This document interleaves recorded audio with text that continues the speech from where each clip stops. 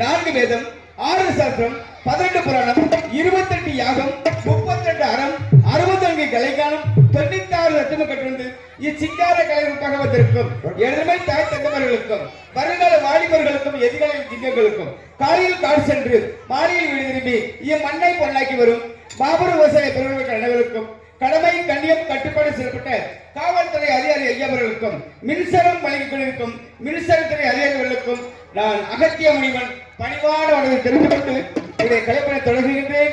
நன்றி. வணக்கம் வணக்கம் வணக்கம். இன்று அகத்தியராக நடிக்கும் எஸ்பி ஆர் மாமா அவர்களுக்கு கதராடை கொண்டாடப்பட்டுள்ளார்.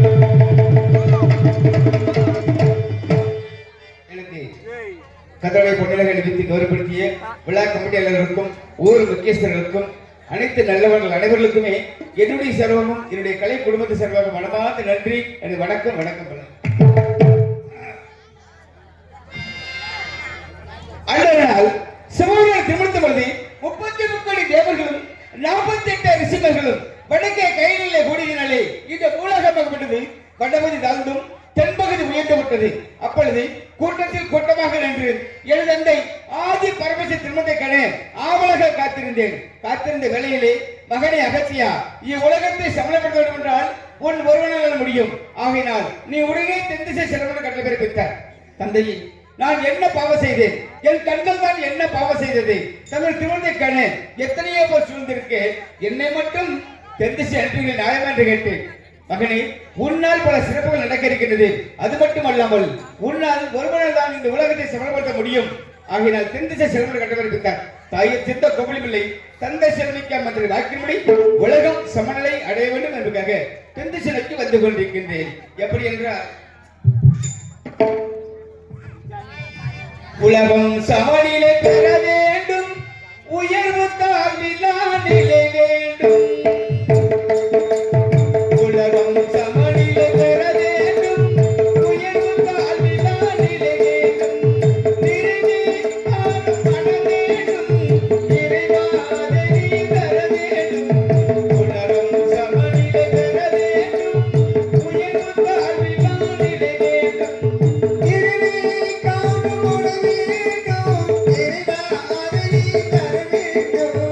உலகம் சமநிலை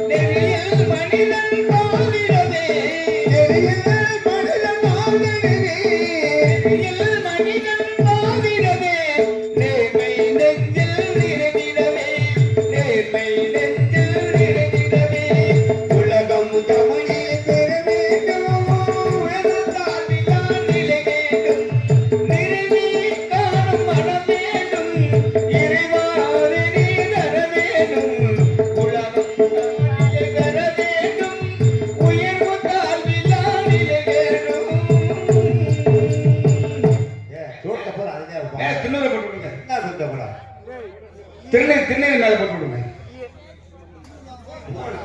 இவ்வாறு தென் திசை மந்திரனை உலகம் சமநிலையானது விட்டது. அதுக்கு பிறகு பொதிமலை சாரலை அமர்ந்து தமிழுக்கு இலக்கணம் வகுத்து அதை மதுரை முத்தமிழ் சங்கத்திலே அரங்கேற்றம் செய்ய வேண்டும் என்றால் முருகப்பெருமானை அறிய வேண்டும். ஏனென்றால் தமிழ் புலவன் இந்த அகத்தியன், தமிழ் கடவுள் முருகப்பெருமான். ஆகையினால் முருகப்பெருமானை வணங்கிவிட்டு என் தாய் தந்தையை சந்திக்க வேண்டும். ஆகையினாலே எனக்கும் இடம் உண்டு அருள் மணக்கும் முருகன் மலரடி நிழலில் எனக்கும் இடம் உண்டு, எனக்கும் இடம் உண்டு அருள் மணக்கும் முருகன் மலரடி நிழலில் எனக்கும் இடம் உண்டு, எனக்கும் இடம் உண்டு அருள் மணக்கும் முருகன் மலரடி நிழலில் எனக்கும் இடம் உண்டு.